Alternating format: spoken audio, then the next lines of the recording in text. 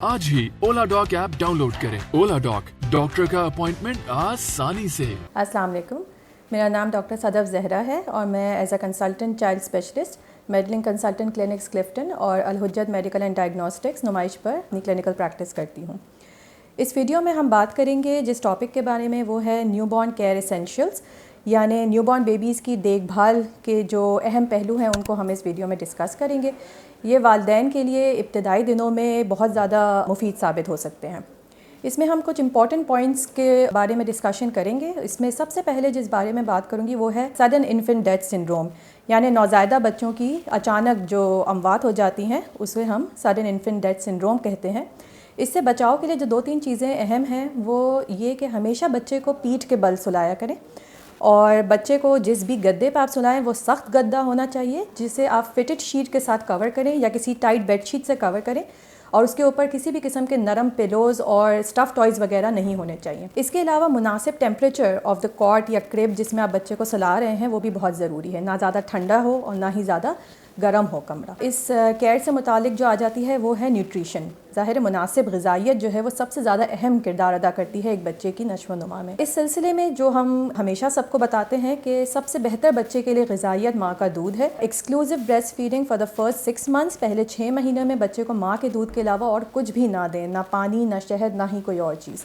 इसकी वजह क्या है कि बेसिकली मदर जो ब्रेस्ट मिल्क होता है, मदर फीड होता है, उसके अंदर वो तमाम अज्जा और एंटीबॉडीज़ शामिल होते हैं जो बच्चे की नश्व नुमा के लिए और उसकी क़ुव्वत मुदाफ़ियत को बढ़ाने के लिए बहुत अहम होती हैं।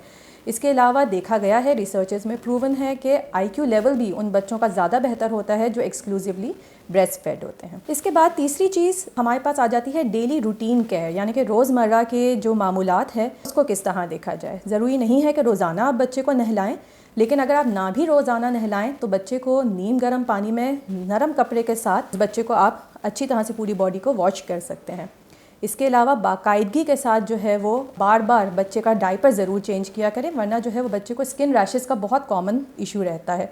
हमेशा जो है यूरिन और स्टूल जब भी पास करे बच्चा, उसके बाद बच्चे को नीम गर्म पानी के साथ वॉश करें। बेहतर है कि ज़्यादातर वाइप्स का इस्तेमाल ना करें। बच्चे को नीम गर्म पानी से वॉश करके अच्छी तरह से ड्राई करके और आप हल्की सी पेट्रोलियम जेली जो है वो उसकी तह लगाकर और डायपर चेंज किया करें। इसके अलावा बच्चों को जो है वो डेली रूटीन के अंदर कोशिश करें कि जो है वो टमी टाइम ज़रूर करें। टमी टाइम यानी बच्चे को पेट के बल लेटाना, चंद मिनटों से लेकर आप आहिस्ता आहिस्ता बढ़ाकर इसको 20 से 30 मिनट तक ले जा सकते हैं। और टमी टाइम बाकायदगी से करने के जो है वो बहुत सारे फ़वाइद हैं। इसमें सबसे ज़्यादा इंपॉर्टेंट फ़ायदा जो है वो गर्दन, बाजुओं और कंधों की मजबूती आ जाती है। चौथी चीज़ जिसके बारे में बात करेंगे वो है कुछ ऐसे कॉमन मेडिकल इश्यूज़ जिनके बारे में आपको थोड़ी बहुत नॉलेज ज़रूर होनी चाहिए। इसमें सबसे कॉमनली जो आपने देखा होगा कि नौज़ायदा जो बच्चे होते हैं, न्यूबॉर्न बेबीज़ होते हैं, उसमें जॉन्डिस बहुत कॉमनली देखा जाता है। जॉन्डिस, पीलिया या यरकान जिसे कहते हैं, ये न्यूबॉर्न्स में कॉमनली देखा जाता है और ये उमूमन पहले 2 हफ्ते के अंदर देखा जाता है। अगर पहले 2 हफ्ते के अंदर बच्चे को जो है वो फर्स्ट 14 डेज़ ऑफ लाइफ में जॉन्डिस सामने आ रहा है तो ये जॉन्डिस उमूमी तौर पर ख़ुद ब खुद वक्त के साथ ख़त्म हो जाता है, जिसे हम फिजियोलॉजिक जॉन्डिस कहते हैं। लेकिन अगर यरकान बहुत ज़्यादा शदीद हो या 14 दिन के बाद भी यरकान बाकी रहे तो ऐसी सूरत में अपने करीबी चाइल्ड स्पेशलिस्ट से लाजमी कंसल्ट करें। दूसरी मसला जिसके बारे में कॉमनली पेरेंट्स पूछते हैं वो कोलिक का मसला होता है कि हमारा बच्चा बहुत ज़्यादा रोता है। याद रखें, कोलिक कोई बीमारी नहीं है, ठीक है, ना ही इसकी कोई वजह है और ना ही इसका कोई मेडिकल ट्रीटमेंट है। कोलिक एक नॉर्मल प्रोसेस है जो 2 से 3 हफ्ते पे शुरू होता है और फिर 3 माह की उम्र तक, ये कुछ बच्चों में 3 महीने, कभी 3 से 6 महीने लग जाते हैं और फिर ये कोलिक का मसला खुद ब खुद ख़त्म हो जाता है।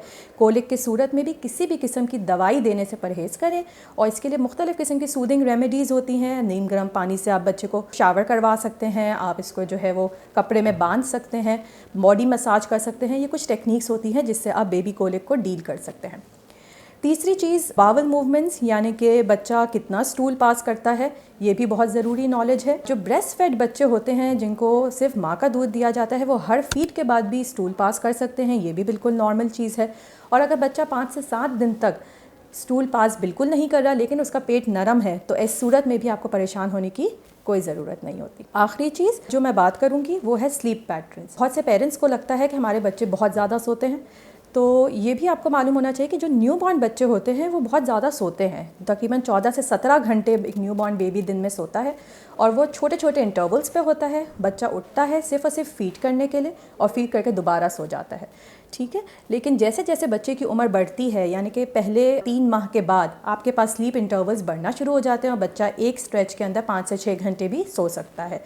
और 6 महीने के बाद जो है वो बच्चा 9 से 12 घंटे तक की भी नींद एक साथ कर सकता है। ये सारी चीज़ें जो मैंने आपको न्यूबॉर्न पीरियड के बारे में बताई हैं, उसमें एक और अहम बात यह है कि जो शुरू के दिन होते हैं, इब्तदाई दिन होते हैं पैदाइश के बाद, ये ख़ुद पेरेंट्स के लिए बहुत ज़्यादा स्ट्रेसफुल हो जाता है। अक्सर माँ बाप ख़ुद बहुत ज़्यादा दबाव और थकावट का शिकार हो जाते हैं।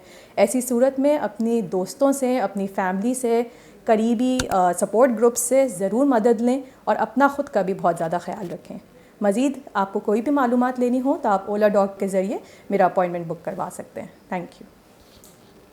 पाकिस्तान के टॉप डॉक्टर्स के साथ अपॉइंटमेंट बुक करें, वो भी पेशेंट फीडबैक देखते हुए।